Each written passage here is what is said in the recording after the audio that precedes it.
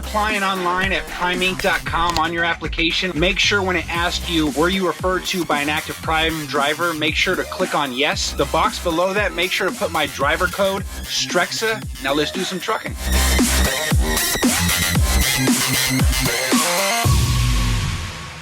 All right, it's time to throw these gloves have seen its life.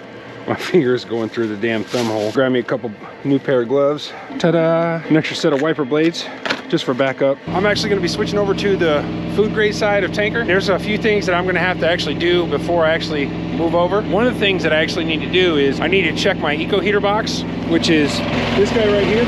The last thing I wanna do is grab my first load on the food grade side because I'm gonna be running my in-transit heat more. The last thing I wanna do is hook up and then it's late at night and I'm freezing, it's cold, and there's a leak and I got to be out here working on it late at night, snowing, things like that. So I'm actually be taking that cover off and I'm going to tighten everything up. So on the Freightliner, to turn on the eco heater when you're shutting down and you got to run the in-transit heat to keep your product warm. On the Freightliners, you lift this switch, you're going to flip this switch and you'll see the light turn on. Now we're going to go out here and check on it. You guys see that smoke coming out? Oh yeah.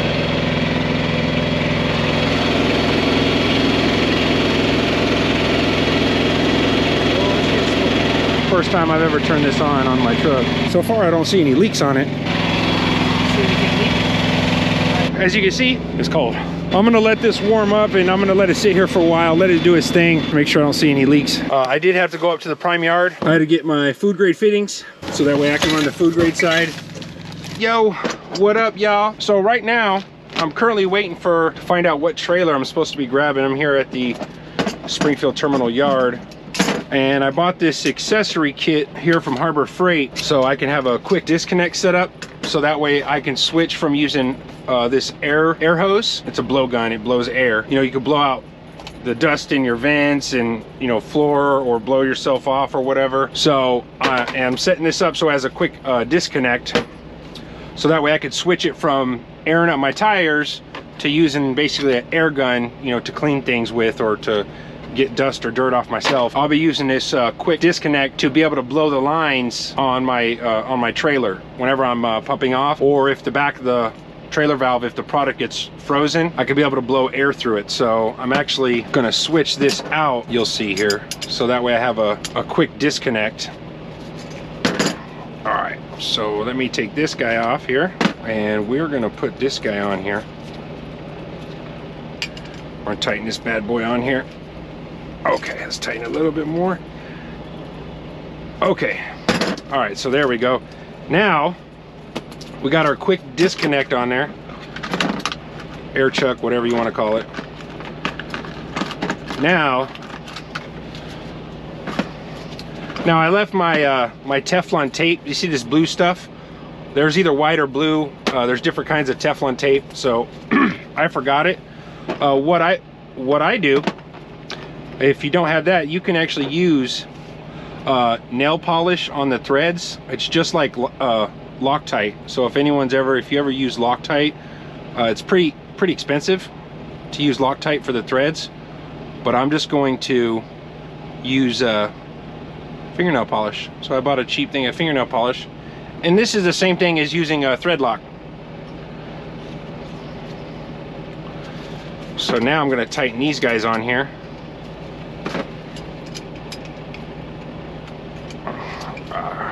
Right. All right, so now I'm just gonna let that dry, but you'll see what I mean. It's a quick disconnect, so if I need to put air in my tires, I can do that, and then now I can switch over to my pistol gun here. So I'm gonna open this guy up, point that knife away from me, I don't want to cut myself.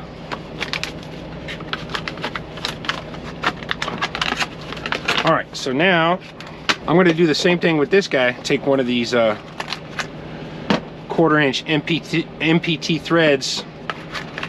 All right, I don't need those ones, but I might use those eventually for something else. So again, I just put nail polish on the threads. It's just like Loctite. So this is a little trick. I did building maintenance for 16 years, and I use nail polish for threads all the time. You know, because Loctite is actually expensive. tighten this bad boy up in here.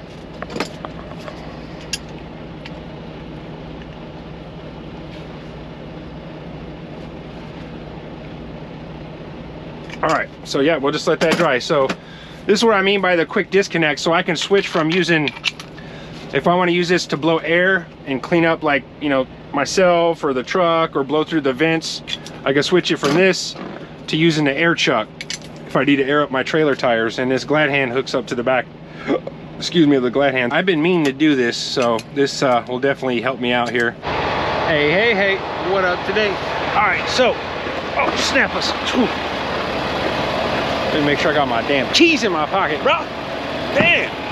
All right, so I dropped my dirty empty trailer for my first food grade load, and they told me, well, I went and checked in the office way over there somewhere. Yeah. Way over that way on the other side of the trailer. Anyways, they told me 4 to 6 hours before they're gonna be able to get to my trailer. So, but I was supposed to get loaded tomorrow early in the morning, and it's literally right across the street. So this is all gonna be a little bit of a learning curve for me, because I'm gonna be going to new customers, new shippers, receivers, and tank washes.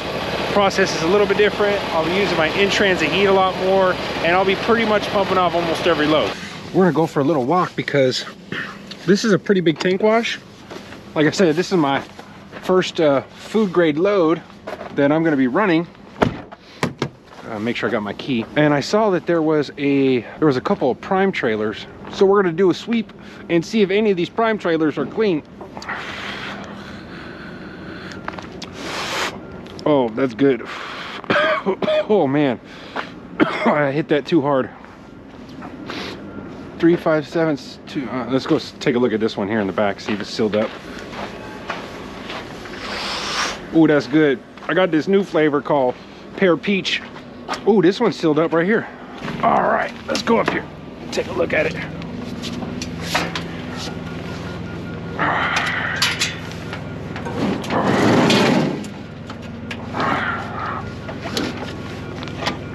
Ah, see that? Look at that. Nope, that one's dirty. That one's not sealed up. So,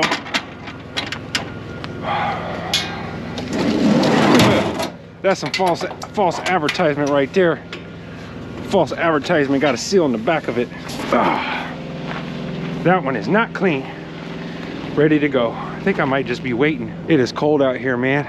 You know, I tried putting my beanie on and put my GoPro on it, but it slowly will just start sliding off my head. Let's take a look at this one. 307040. That has a prime seal on it. I don't think this one's clean either. I think this one is I think this one's dirty. That's just a prime seal that they put on here. Yeah, that's still open. That's still open. That's not that one's dirty. Oh, well, it looks like I'm gonna be waiting. It's all right. So I'll just be waiting for my trailer to get clean. So I'm gonna shut her down. I'm just gonna get up early in the morning, and where I get loaded is right across the street, I believe. And this is going to Hazelwood, Missouri, I believe. So it's not going that far. Oh man, it's cold, boy, it's cold. I'll see you out in the morning.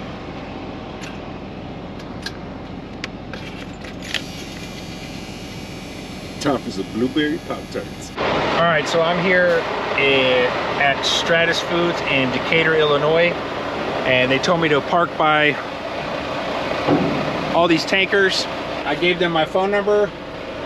They said they were gonna give me a call and tell me which bay to go into. Right now, I'm just currently waiting, and this place is huge. So I've never been to this place. So like I said, this is my first run doing the food grade side. So it took the ADM tank wash that I was at, it's literally right up the street. It took them 15.5 hours to clean out my tanker. Well, I mean, it didn't take that long, but I got there late last night, checked in my trailer. They told me 4 to 6 hours.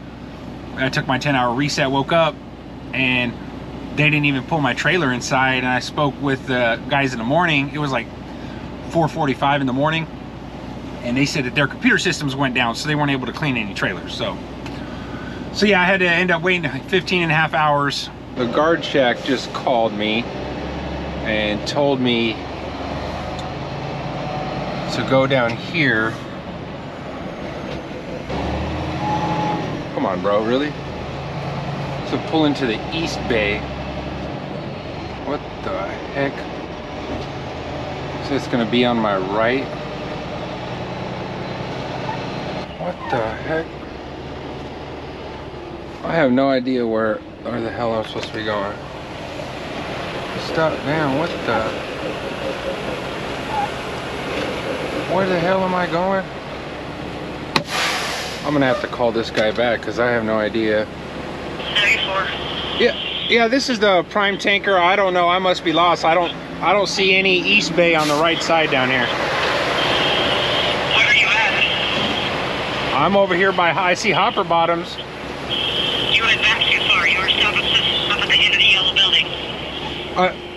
What yellow building?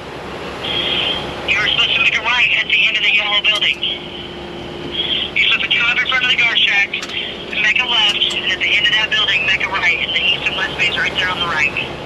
Oh. So when you come back up this way, you're going to be making a left. I can't turn around right here. Oh, I don't know. So where am I going exactly? Behind the yellow building. Behind the yellow building. Yeah. Is there a name on the building? I'm not sure. It's Stratus, but I'm not sure if it's labeled back there or not. Alrighty, I'll try to find it. Thank you. Alright. So I ended up missing where I was supposed to turn at, but the gentleman who first called me and talked to me gave me horrible directions, because he told me to drive all the way down to the end, and he said on my right I will see a bay that says east and west. So he didn't say anything about there's a yellow building on the right, but anywho, it was not too fun. Right now I'm currently getting loaded, and this load is going to Hazelwood, Missouri. All right, so I'm loaded and I'm waiting for this gentleman, for them to finish up this gentleman's paperwork in front of me, I believe. He's on the scale right now. Once he hops off, I'm gonna be hopping on so that way I can get weighed. And then I also need to ask them for a detention form complete with signature, because I got here at 10:19 in the morning and right now it's 2:21, so I've been here for 4 hours. It took them 4 hours to load me. I think something was going on with their machine, because the guy asked me, he's like, how much is in there? And my load gauge here on my dash, it's not 100% accurate. So, but anyways, they were trying to ask me how much is in. I'm like, you guys are the ones loading it. You guys should know that.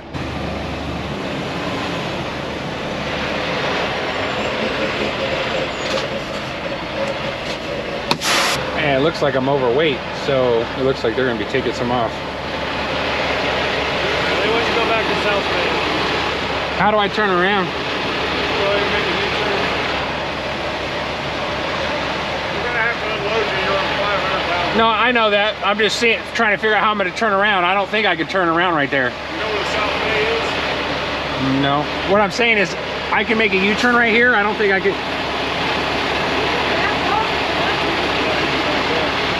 Okay, all right.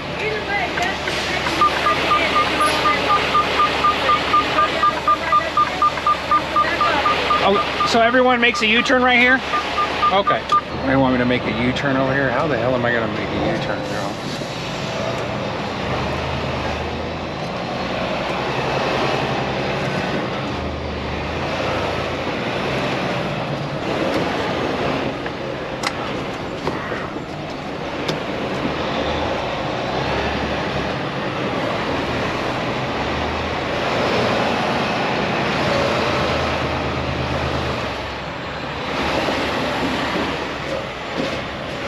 Oh, bro. This is not going good for my first load, not going good. I didn't get any clear-cut directions here. I'll say that this switching over to food grade has not started off on the right foot. And these people are horrible at giving directions. And if I heard this guy correctly, saying I gotta back up, if I have to back up all the way through here I'm not gonna be happy. Or in the South Bay. I'm gonna have to back it all the way up over here. Jeez. Is this the bay I'm backing into they overloaded my tanker? Yeah. Okay. And do you know anything about detention forms? Do I get that from the guard shack when I leave? You know what I'm talking about? Okay. But I need to back it over here? Yeah. All right. The not so fun part, I'll be straight honest, I'm annoyed. I've never been overloaded before. I mean, I've ran some heavy loads that were preloaded trailers, but as far as going to a shipper and having to wait and then get loaded and they have a scale, I've never been overweight. My truck with everything on there weighs 80,560 pounds, so I'm overweight. So they're gonna have to take some off right now.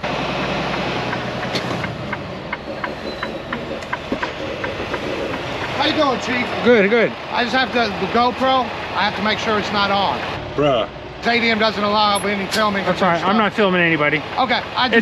It's only when I'm in my truck. That's what I thought. So yeah. They just want me to check with you. So.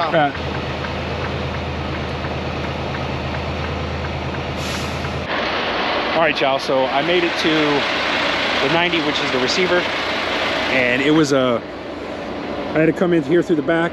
It was pretty tight, so I had to swing her wide, and then I had to back her up right on this hump, boy, and that's pretty close. My landing gear was all the way up, and it almost started scraping here on this concrete. Whenever I was at the 01, they had overloaded me at like 80,540 pounds, so I had to pull around back so they could take some product off. Well, they had to cut those seals, so they put new seals on after they dumped some out. So this is a lesson learned on myself, and for people watching this, I've always told everybody, make sure to double check your seals. The one time I did not, they did not update my paperwork, so the seal numbers do not match on the dome or the back of the trailer. So right now, the receiver is calling the shipper to verify that they changed the seal numbers and to get the correct paperwork sent over. So I don't know what is going to happen with this load, but hopefully they can get this stuff updated. Otherwise, I believe I'll be going all the way back to the shipper. So lesson learned, I was 100% honest with my dispatcher. I took full ownership of it. It's frustrating, but hey, we're just gonna keep on rolling. You know, stuff happens. So I just got off the phone with the receiver. They're gonna accept my load. They actually had me move off the ramp because an Oakley tanker driver came, and since my seal numbers didn't match, they asked me to move out of the way. So I'm actually literally just up the street waiting, but they just called me and said that they're gonna go ahead and accept it. They normally don't accept it when the seal numbers are off, but they were able to verify with the shipper and get the correct bill of lading with the correct seal numbers. So definitely learned my lesson on this one. And I'm always saying, you know, make sure you check your seals. Make sure you check your seals after the tank wash, after you get loaded. So lesson learned. I'm not perfect. I'm still out here learning, but I definitely learned my lesson on this one. I was just so damn frustrated with that shipper. I don't want to deal with them anymore. So I'm getting pumped off right now. Let's go back there and check her out.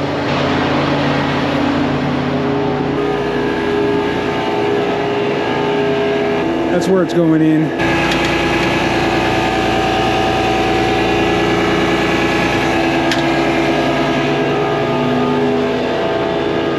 Now I'm just gonna let it finish doing its job and pumping everything off right now. So there's some mistakes on this load. You live and you learn. It is what it is. Keeping a positive attitude, everything's gonna be good. Like I said, I'm living and I'm learning. So there's gonna be a lot of stuff that you're gonna deal with when you get into trucking. So my advice is just keep trucking, you know. Just take one issue that you have or one problem and you try to find a solution to that issue or that problem. So like I said, I'm not perfect. I've always stated that in my videos. I don't think that I know it all. I don't think that I'm perfect. I'm sharing my journey with y'all, but I do love trucking. It can be stressful at times. It can be very annoying at times. You can deal with annoying people. You can hate your dispatcher, some of the people that you deal with. I mean, those things are going to happen. So it's all up to yourself, how determined you are. Stay focused. Always try to get better. Always try to get better. Ooh, wee, boy. Ooh, it's cold. So I'm down here in Mountaintop, Pennsylvania. I'm delivering some corn oil to a Mission plant factory. You know, the Mission tortillas, corn tortillas, flour tortillas, that place, Mission. That's where I'm currently at. Now with the corn oil, I had to run my in-transit heat lines. So I had to hook up my in-transit heat lines to the trailer. As you can see on this gauge, ooh shoot, damn, that's hot, boy. Close to 180. Yeah, this thing's pretty hot. So I just came out here. It took me a minute to get my in-transit heat lines apart because I haven't had to use them this winter, but since I'm going to be running food grade, I'm going to have to run them. So I'm just coming out here to make sure nothing's leaking. I got all my hoses connected. This is my second load on the food grade side. My first load was not good at all. Not good. This one was okay. I'm still learning. There's a difference with running my in-transit heat. And this load, the shipper almost rejected me. Told me that they wouldn't load me because I didn't have a B screen. So let me show you what a B screen is. We're going up the ladder. We're going up the ladder. I only got one hand free here, so I'll try not to slip off. This guy right here, that's a B screen. This thing right here, that is a B screen, so that way, I guess no bees get inside of there as I'm offloading or any bugs. So the shipper ended up providing me with one. All right, I'm trying to get off of here without falling. I only got one hand available here. Ah! Oh shoot. All right, I'll just jump. Ah! Slap my hand on that damn ladder. I think I can still feel it. It's just so cold. You know, whenever you slap something, it's just so numb. Whenever I got here, you can see that flag that's dangling. That little office, that is where you check in at the security gate, where it says corn oil. So I got my pump running. Everything's running right now. So I'm getting empty. Now this spot that I backed into, it wasn't too bad getting in here. And then after I checked in